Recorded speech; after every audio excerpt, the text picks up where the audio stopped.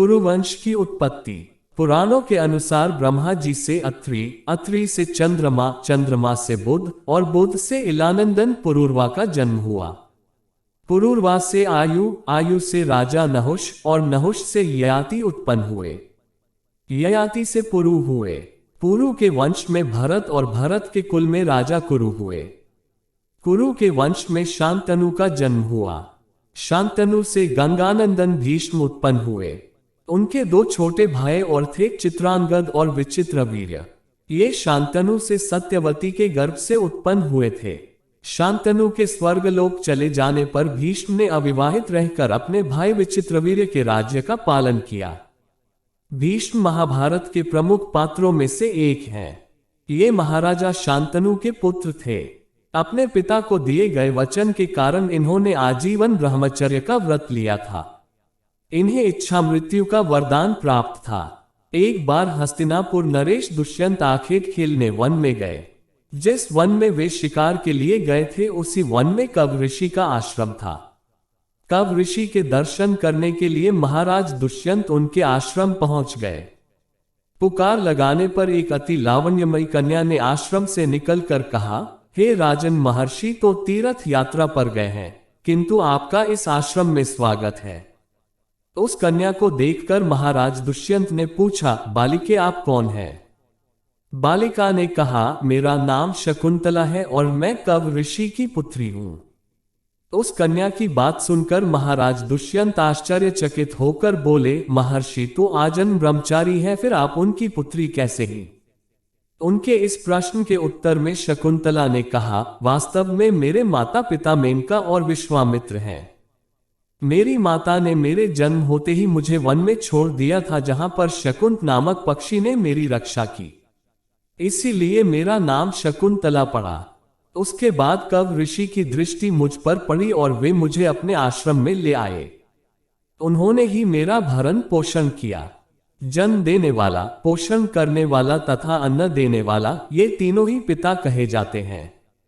इस प्रकार कव ऋषि मेरे पिता हुए। शकुंतला के वचनों को सुनकर महाराज दुष्यंत ने कहा, शकुंतले, तुम क्षत्रिय कन्या हो। यदि तुम्हें किसी प्रकार की आपत्ति न हो तो मैं तुमसे विवाह करना चाहता हूं। शकुंतला भी महाराज दुष्यंत पर मोहित हो चुकी थी, अतः उसने अपनी स्वीकृति प्रदान कर दी। दोनों ने गंधर्व विवाह कर लिया। कुछ काल महाराज दुष्यंत ने शकुंतला के साथ विहार करते हुए वन में ही व्यतीत किया। फिर एक दिन वे शकुंतला से बोले, प्रियतमे, मुझे अब अपना राजकार्य देखने के लिए हस्तिनापुर प्रस्थान करना होगा। महर्षि कव के तीर्थ यात्रा से लौट आने पर मैं तुम्हें यहां से विदा कराकर अपने राजभवन में ले जाऊंगा। इतना कहकर महाराज ने शकुंतला को अपने प्रेम के प्रतीक के रूप में अपनी स्वर्ण मुद्रिका दी और हस्तिनापुर चले गए। एक दिन उसके आश्रम में दुर्वासा ऋषि पधारे।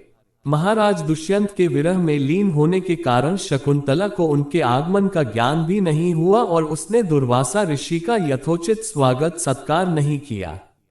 दुर्वासा ऋषि ने इसे अपना अपमान समझा और क्रोधित होकर बोले, बालिके, मैं तुझे शाप देता हूं कि जिस किसी के ध्यान में लीन होकर तूने मेरा निरादर किया है, वह तुझे भूल जाएगा। दुर्वासा ऋषि के शाप को सुनकर शकुंतला का ध्यान टूटा और वह उनके चरणों में गिरकर क्षमा प्रार्थना करने लगी। शकुंतला के क्षमा प्रार्थना से द्रवित होकर दुर्वासा ऋषि ने कहा, अच्छा, यदि तेरे पास उसका कोई प्रेम चिन्ह होगा तो उस चिन्ह को देख, उसे तेरी स्मृति हो आएगी। महाराज दुष्यंत से विवाह से शकुंतला गर्भवती हो गई थी। कुछ काल पश्चात कव ऋषि तीर्थ यात्रा से लौटे, तब शकुंतला ने उन्हें महाराज दुष्यंत के साथ अपने गंधर्व विवाह के विषय में बताया। इस पर महर्षि कव ने कहा, पुत्री, विवाहित कन्या का पिता के घर में रहना उचित नहीं है। अब तेरे पति का घर ही तेरा घर है। इतना कहकर महर्षि ने शकुंतला को अपने शिष्यों के साथ हस्तिनापुर भिजवा दिया। मार्ग में एक सरोवर में आचमन करते समय महाराज दुष्यंत की दी हुई शकुंतला की अंगूठी, जो कि प्रेम चिन्ह थी, सरोवर में ही गिर गई। उस अंगूठी को एक मछली निगल गई।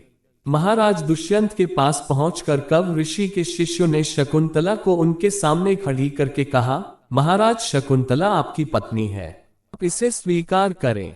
महाराज तो दुर्वासा ऋषि के शाप के कारण शकुंतला को विस्मृत कर चुके थे, अतः उन्होंने शकुंतला को स्वीकार नहीं किया और उस पर कुलटा होने का लांछन लगाने लगे। शकुंतला का अपमान होते ही आकाश में जोरों की बिजली कड़क उठी और सबके सामने उसकी माता मेनका उसे उठा ले गई। जिस मछली ने शकुंतला की अंगूठी को निगल लिया था, एक दिन वह एक मछुआरे के जाल में आ फंसी। जब मछुआरे ने उसे काटा तो उसके पेट अंगूठी निकली। मछुआरे ने उस अंगूठी को महाराज दुष्यंत के पास भेंट के रूप में भेज दिया। अंगूठी को देखते ही महाराज को शकुंतला का स्मरण हो आया और वे अपने कृत्य पर पश्चाताप करने लगे। महाराज ने शकुंतला को बहुत ढूंढवाया किंतु उसका पता नहीं चला। कुछ दिनों के बाद देवराज इंद्र के निमंत्रण पाकर देवासुर संग्राम में उनकी सहायता करने के लिए महाराज दुष्यंत इंद्र की नगरी अमरावती गए। संग्राम में विजय प्राप्त करने के पश्चात जब वे आकाश मार्ग से हस्तिनापुर लौट रहे थे तो मार्ग में उन्हें कश्यप ऋषि का आश्रम दृष्टिगत हुआ। उनके दर्शनों के लिए वे वहां रुक गए। आश्रम में एक सुंदर बालक एक भयंकर सिंह के साथ खेल रहा था। मेनका ने शकुंतला को कश्यप ऋषि के पास लाकर छोड़ा था तथा वह बालक शकुंतला का ही पुत्र था। उस बालक को देखकर महाराज के हृदय में प्रेम की भावना उमड़ पड़ी।